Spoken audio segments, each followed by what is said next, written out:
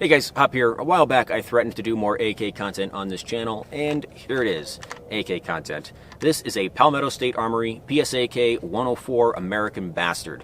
Brassfax and I both bought PSAK 104 builders kits at the same time with the intention to set them up differently and then shoot them side by side to compare and contrast our setups and see if we could get a little bit more information on two separate serial numbers of the PSAK, because we're still trying to build a little bit of consensus on Palmetto State AKs.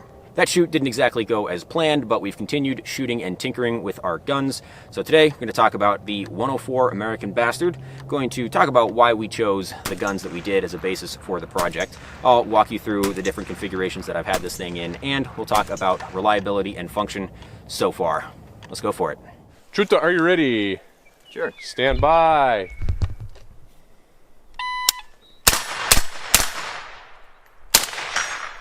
Time. 3-1-6. All right, stand by.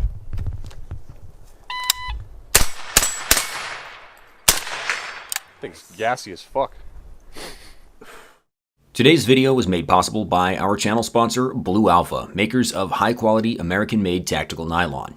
Blue Alpha makes everyday carry belts. I've been wearing their hybrid EDC belt every day for the last 5 years, as well as two-piece or battle belts and the magazine pouches to go with them. They also collaborate with Flatline Fiberco to make what is currently my favorite 2-point quick adjust sling on the market. A big thank you to Blue Alpha for supporting this channel. Click on the link in the video description to check out their gear. Thank you guys very much for watching. Let's get back to the show. The holy grail of the modern AK platform would be an affordable, high-quality AK made in the United States. I'm not sure that exists yet. Just mentioning American-made AKs in the wrong company is like pulling the pin on a conversational hand grenade. The science may be settled on Century and IO, but if you ask 3 AK nerds what they think about Palmetto State Armory, you'll get 4 opinions. I've heard from every corner of the PSA political compass, ranging from they're all bad to they're all good to they used to be bad but now they're good, and lastly, they started out shaky but at least the 3rd generation and newer 7.62x39 guns are okay. That last one sounds authoritative because it has the most words in it. I don't know if I believe it, but I already own plenty of real guns, so I don't mind buying an unknown quantity AK to try out. This is what's known in the business as a gun review. So the goal of this project was for Brassfax and I to each buy a Palmetto AK and set it up with all of the enablers, or gizmos as they're more formally known. We wanted to end up with fully kitted out AKs with lights, IR lasers, optics, and suppressors with no major ergonomic compromises. The obvious choice for a starting point is the AK-104. It's chambered in 7.62x39, which is objectively the correct caliber for an AK. Probably not the best caliber, but the morally superior one. It's easier to justify a boutique rifle like the AK if I can convince myself it's about diversifying my caliber portfolio, and 5.45 got legislated out of existence.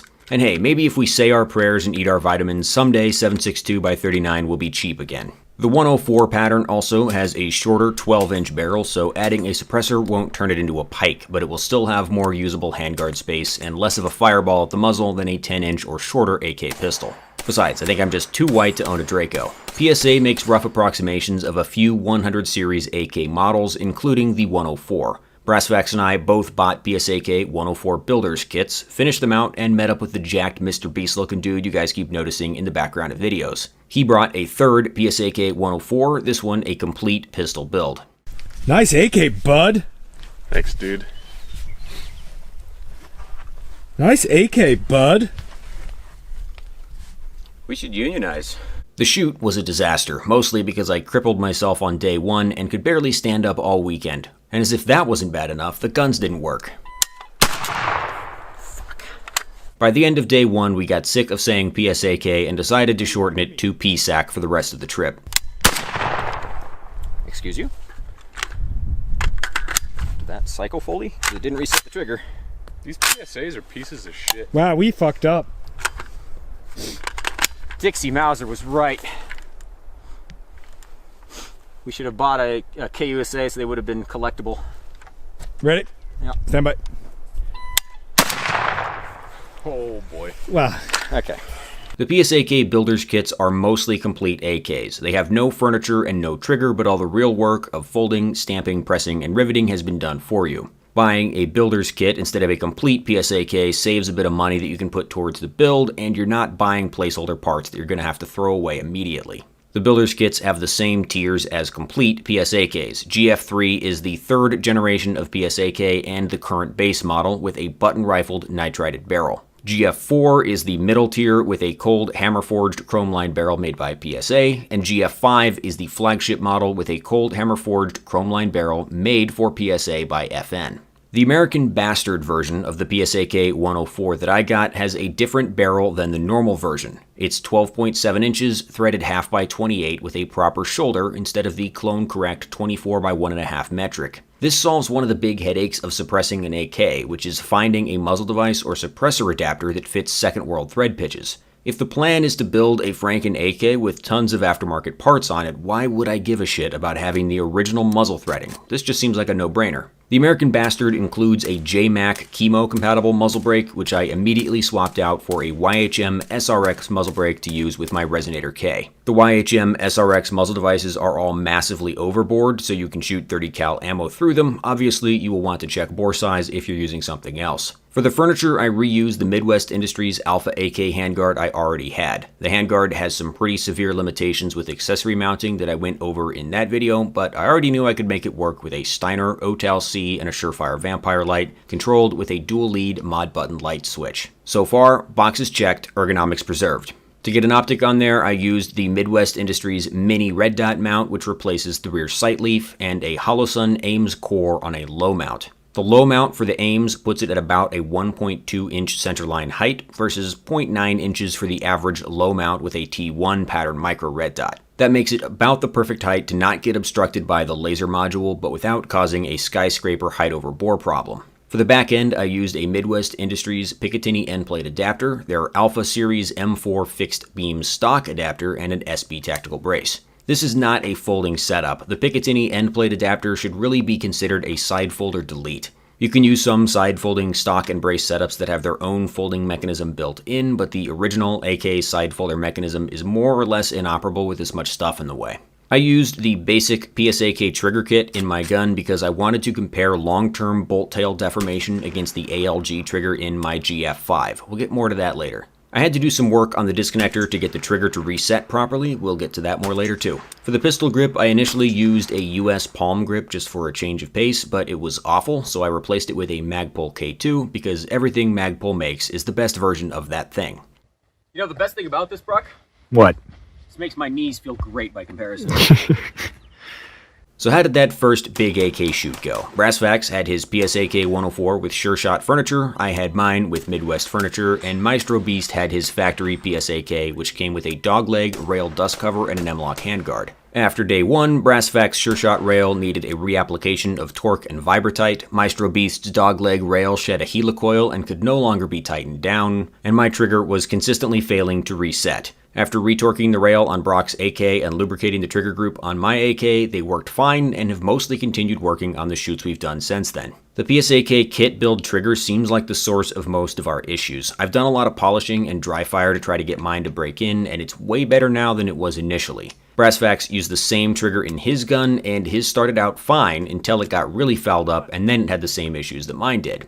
I think they just have some rough surfaces from the casting process that need to be smoothed out, or else it won't take much grit or rust to shut them down completely. I could probably fix this issue easily by swapping in an ALG AKT trigger. My PSAK GF5 came with one, and it's a nice trigger, and it's given me zero issues. However, my GF5 is showing obvious signs of the bolt carrier tail deforming from where it hits the hammer during recoil. I've heard that this is only an issue with ALG triggers because the hammer is over-hardened, but I've also heard that this is only an issue with Zastavas, Wassers, and PSAKs because the bolt carriers are too soft. You may have noticed that the AK market has a real problem with consensus building, so I decided to figure out for myself. The GF5 started showing the deformation at under 3,000 rounds, but it seems to have progressed to that point and then stopped getting any worse. The GF3 American Bastard is between 1,500 and 2,000 rounds right now and shows very little deformation despite being shot mostly suppressed with no gas tuning. I'm just going to live with the intermittent trigger issues for another 1,000 rounds or so and then compare wear to the GF5.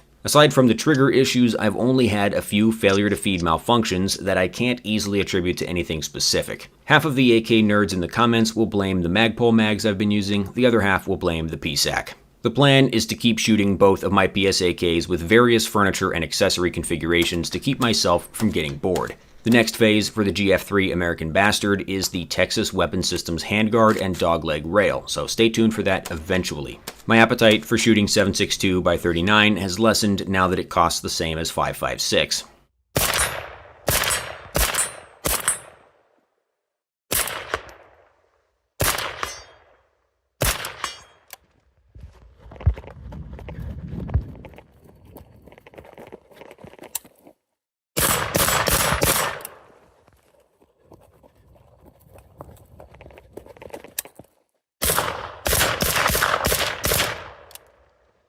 Holy shit, you fucking suppressed that look. I couldn't even. Jesus Christ. Anyway, I really like this American Bastard idea, but it has some downsides. It's only available as a GF3 spec model, which means the barrel is not cold hammer forged or chrome lined. I'd like the option to spend a bit more and get one of the FN-produced GF5 barrels, but with the 1/2x28 threading and the proper shoulder. Shooting out the barrel on an AK is way more of an inconvenience than on an AR, so it's a good place to invest the extra cash. The American Bastard is also more expensive than the normal PSAK 104 GF3, probably because it comes with the JMac Chemo muzzle brake. I'd say just leave it out, at least in the builder's kit version. The buyer will choose their own muzzle device.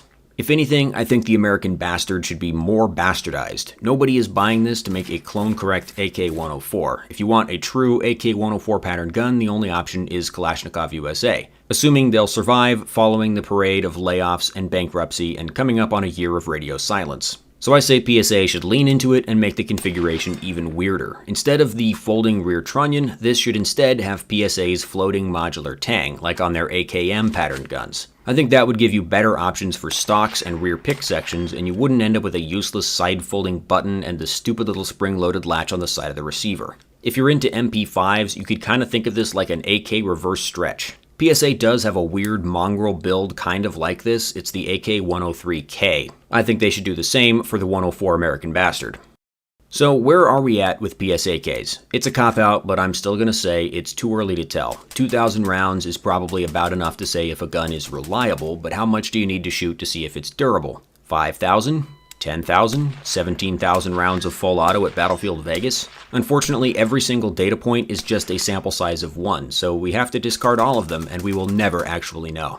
If you need a no-shit fighting rifle and there's no way I can talk you into buying an AR, maybe hold off on the PSAK for now. If you just feel like owning an AK for a change of scenery, perhaps you would like to help gather some data. For all of the hand-wringing over how will X rifle do at 20,000 rounds, I don't see many people shooting 20,000 rounds, so I'd be curious to hear your stories about PSAKs, especially if you have a high round count. And yes, I recognize that for probably over 90% of gun owners, 200 rounds a year would be a high round count. Hop, do you masturbate to mukbang? No, not to mukbang. Thank you guys very much for watching. If you'd like to support this channel so that I can continue to spend thousands of dollars on 7.62 by 39 ammo, please subscribe to the channel and also check out the links in the video description. If you join the Subscribe Star page, you get early access to videos, bonus videos, and if you become a YouTube channel member, you get to use custom emotes in YouTube live streams, and also you can reply to Mr. Guns and Gear comments with a picture of his own face. As always, let me know in the comments if you have any questions, and I will see you next time.